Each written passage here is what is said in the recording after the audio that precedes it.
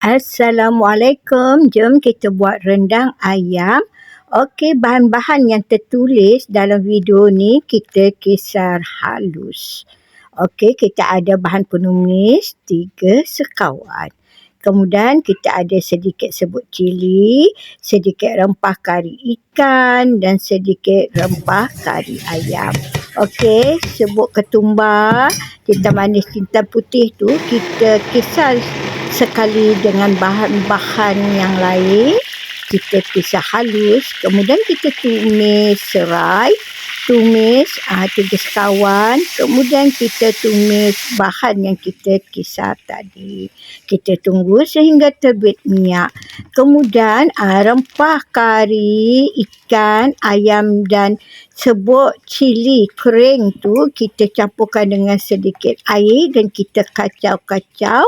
Seterusnya kita tuangkan ke dalam bahan tumis tadi dan kita gaul rata serta kita tunggu sehingga terbit minyak. Okey, kita dah kacau-kacau tu, dah terbit minyak. Okey, bolehlah kita masukkan daun kunyit. Kemudian kita masukkan ayam. Saya guna 1,5 ekor ya ayam ni. Kemudian kita gaul rata supaya bumbu-bumbu dia tu menyerap dalam daging ayam tu. Kita tutup sekejap je. Kemudian kita buka balik, kita masukkan kerisik kelapa. Kita gaul-gaul rata. Kemudian bolehlah kita tuangkan santan kotak, seguna kotak kecil sahaja, 200 ml. Seterusnya bolehlah kita masukkan 2 keping asam gelugur ya.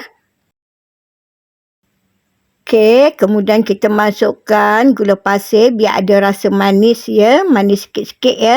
Masukkan serbuk perasa dan juga kita masukkan garam biar ada terasa garam sedikit tau. Okey, kita gaul-gaul rata.